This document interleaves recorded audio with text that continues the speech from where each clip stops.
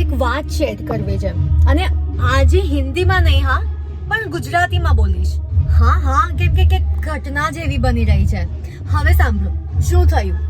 આમ તો ક્યારે આવું થતું નથી મારી સાથે, પણ આજે થયું તો થયું કે કહેવાનું મન થયું.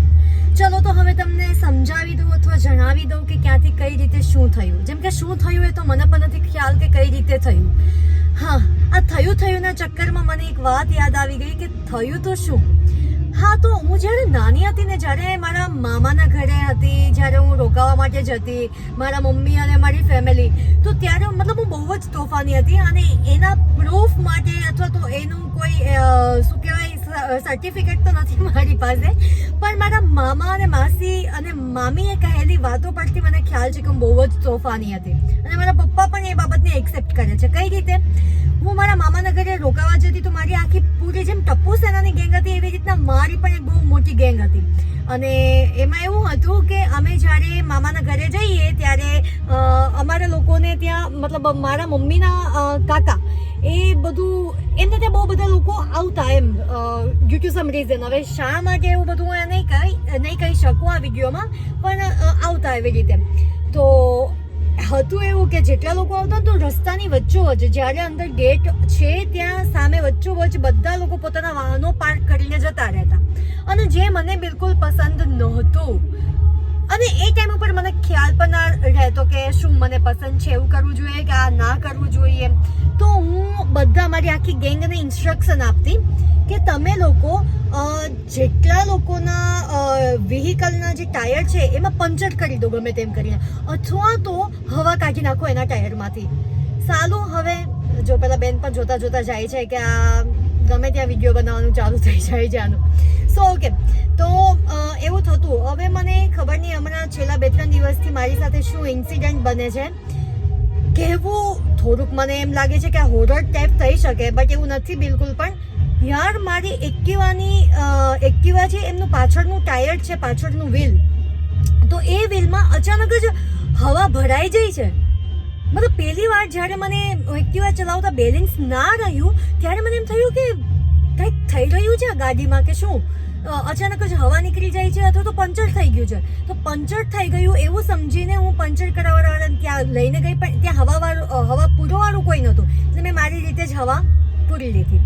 પછી થોડો સમય થયો, પછી પાછું 2-3 દિવસ ગયા એટલે ફરીથી ગાડી બેલેન્સમાં રહેવાનું, મતલબ ગાડીમાં કંઈ પ્રોબ્લેમ છે જ નહીં. હા, સિરિયસલી હાલની તકે પણ કોઈ પ્રોબ્લેમ નથી.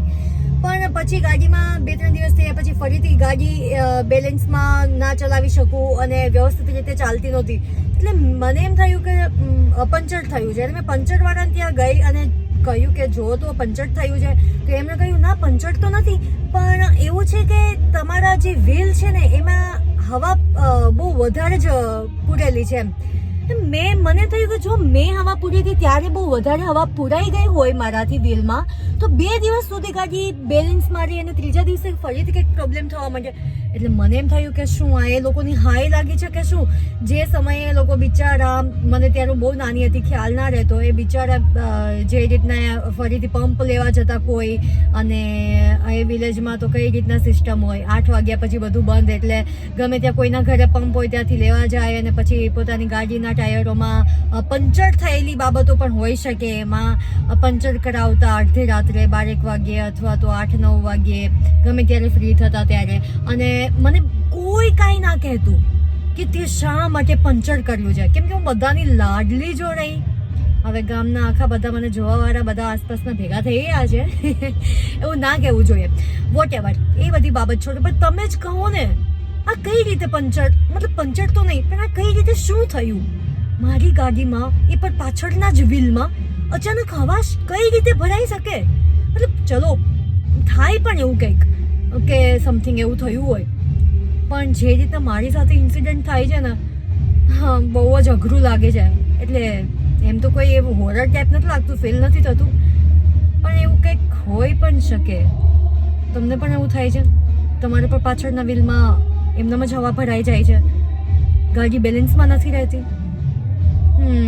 ચેતીને રહેજો. હા, અત્યારે તો આટલું જ કહી શકું. મારી પાસે પણ ઉપાય નથી, એટલે તો તમને આ વિડીયો શેર કર્યો. તમે પણ બીજાને કરી દો હવે. Thank you.